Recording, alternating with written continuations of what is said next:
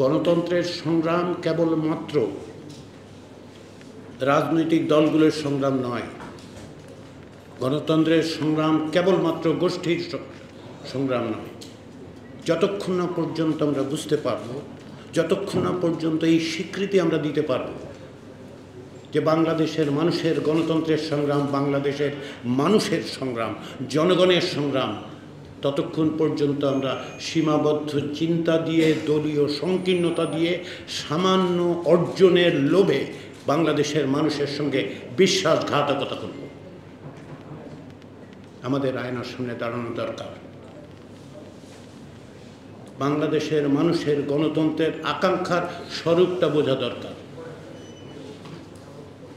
শুধুমাত্র একটি কাঠামো, একটি বিষয়, একটি দিন, 10টি দিনের বিষয় নয়। একটি গণতান্ত্রিক রাষ্ট্র গঠনের জন্য সবচেয়ে বড় প্রয়োজন সেটা হচ্ছে আপনি প্রতিষ্ঠানগুলো তৈরি করবেন। যে প্রতিষ্ঠান ব্যক্তির ঊর্ধ্বে উঠে ব্যক্তিকে নিয়ন্ত্রণ করে রাষ্ট্রের স্বার্থকে সামনে রেখে গোটা জাতিকে এগিয়ে নিয়ে যেতে পারবে। যতক্ষণ না পর্যন্ত আপনি এই চেতনা ধারণ করতে পারছেন, যতক্ষণ না পর্যন্ত আপনি বুঝতে পারছেন যে আপনার দল, আপনার ব্যক্তি, আপনি নিজে আপনার স্বার্থের চেয়ে বড় হচ্ছে ওই প্রতিষ্ঠান তৈরি করা, যে প্রতিষ্ঠান আপনাকেও নিয়ন্ত্রণ করবে। বান্ডেল থাকলে প্রতি সেনমানিতে টাকা বাঁচবে। বিকাশ সেনমানি বান্ডেল কিনে জিতুন প্রতি লেনদেনে। সেটা কি কাঠামো, কি প্রতিষ্ঠান? প্রতিষ্ঠান মানে কেবলমাত্র একটা অর্গানাইজেশন নয়, কাঠামো নয়, 10টা লোক নয়, একটা অফিস নয়। আমরা যখন ইনস্টিটিউশনের কথা বলি, ইনস্টিটিউশনের সঙ্গে দুটো জিনিস আসে। প্রথমটা কি? প্রথমটা হচ্ছে অর্গানাইজেশন, কিন্তু দ্বিতীয়টা হচ্ছে নর্ম। নর্ম মানে হচ্ছে যে আমি কিভাবে আচরণ করব, প্রতিষ্ঠান কিভাবে আচরণ করবে। আপনার একটা পার্লামেন্ট থাকতে পারে, কিন্তু যে পার্লামেন্ট আচরণ করে ব্যক্তির বন্দনায়, সেটা প্রতিষ্ঠান নয়। আপনি পার্লামেন্ট তৈরি করবেন এই কারণে নয় যে ব্যক্তির বন্দনা হবে। আপনি পার্লামেন্ট এই কারণে তৈরি করবেন না যে নির্বাহী বিভাগের সমস্ত রকম অত্যাচার নিপীড়নকে রাবার স্ট্যাম্প দেবে। আপনাকে তৈরি করতে হবে সেই পার্লামেন্ট, যে পার্লামেন্টে কেবলমাত্র ক্ষমতাসীনদের আধিপত্য থাকবে না। মনে রাখতে হবে আমাদের নির্বাচন কি দেয়, সেটা হচ্ছে mandate to govern, licence to rule নয়।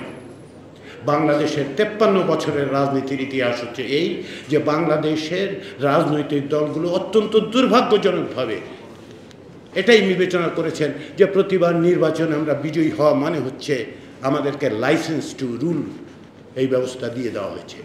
জনগণ তা দেন না। রাষ্ট্র এইভাবে চলে না। সে কারণে আজকে যখন বাংলাদেশের মানুষ এক ঐতিহাসিক সুযোগ পেয়েছে,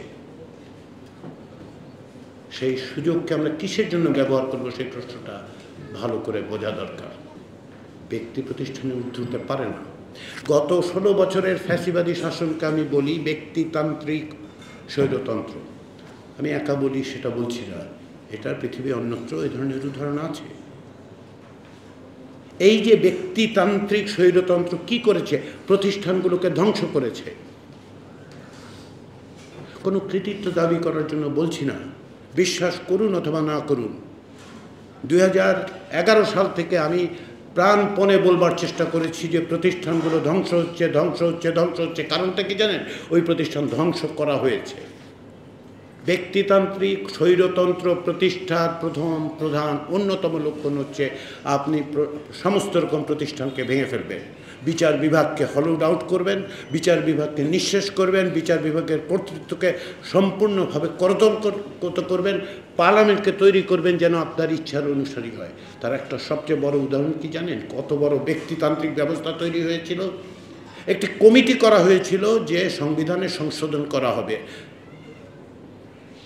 সেই কমিটি মিটিংয়ের পর মিটিং করেছে, 20টির বেশি মিটিং করার পর একটা সিদ্ধান্ত নিয়েছে। সিদ্ধান্তটা কিনা তত্ত্বাবধায়ক সরকার ব্যবস্থা থাকবে, ওইটাকে নিয়ন্ত্রণ করতে হবে, 90 দিনের বেশি করা যাবে না। তারপরে হচ্ছে আর কি কি কাজ করতে পারবে না। একটা মিটিং লেগেছে একজন ব্যক্তির সাথে, সমস্ত উল্টে গেছে। এটাই হচ্ছে প্রতিষ্ঠান ধ্বংস করার উপায়।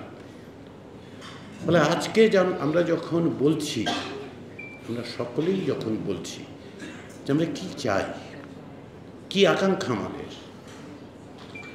আমাদের আকাঙ্ক্ষা একটা জবাবদিহিমূলক ব্যবস্থা। আমাদের আকাঙ্ক্ষা হচ্ছে এমন একটি ব্যবস্থা যেখানে প্রতিষ্ঠান ব্যক্তির ঊর্ধ্বে থাকবে, তাকে নিয়ন্ত্রণ করবে। আমরা চাই যেন ক্ষমতার ভারসাম্য তৈরি হয়। এগুলো কথার কথা নয়, এগুলো আপনি বলতে পারি, প্রতিদিন বলছি, অনেক দিন ধরে বলা হয়েছে। বাংলাদেশের রাজনীতিবিদরা দীর্ঘদিন, আপনার সুযোগ এসেছে সেটা প্রাতিষ্ঠানিক রূপ দেওয়া। আসেন আমরা সকলে মিলে সেই চেষ্টাটা করি।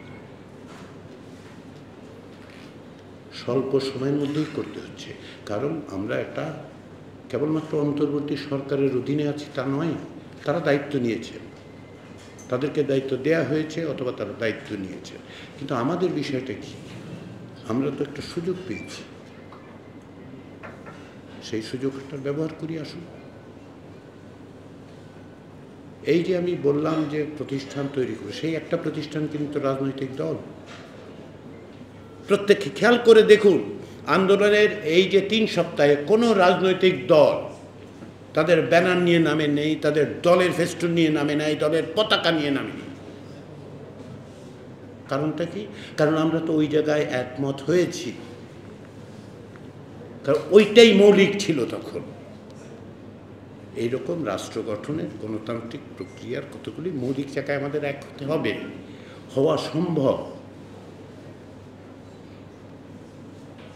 সেই কারণেই আমার কথা হচ্ছে গণতান্ত্রিক রাষ্ট্র গঠনের এই যে কাঠামোগত দিকগুলো, যেগুলো মৌলিক কাঠামোর জায়গা, যেগুলো ব্যক্তির যে আকাঙ্ক্ষা সেটাকে নিয়ন্ত্রণ করবে, সেই জায়গায় আসেন আমরা কথা বলি, আলোচনা করি। সেটা কেবলমাত্র ঐক্যমত্য কমিশনের ওই মিটিংয়ে নয়, বাইরে। আপনি রাজনৈতিক দল, আপনি সিভিল সোসাইটি, আপনি অন্য সংগঠন করেন, আপনি গণমাধ্যমের মানুষ, আসুন আমরা সকলে মিলে সব জায়গায় যেখানে যেভাবে পারি। ওই যে বললাম, জুলাই মাসে এই সময় শুধু স্মরণ করব নাকি প্রতিদিন নিঃশ্বাস দিয়ে স্মরণ করব? এটা তো আমাদের দায়িত্ব, আমাদের দায়। এই দায়িত্বকে অস্বীকার করতে পারবো? ব্যক্তি হিসেবে, নাগরিক হিসেবে, যে ভাই প্রাণ দিয়েছে, যে বোন প্রাণ দিয়েছে, তার কাছে আমার কোনো দায় নেই। রাজনৈতিক দলগুলোর কাছে সে কারণে আমার অনুরোধ, আপনাদের কর্মীদের দিকে তাকান, তাদের গত 16 বছরের সংগ্রামকে দেখুন।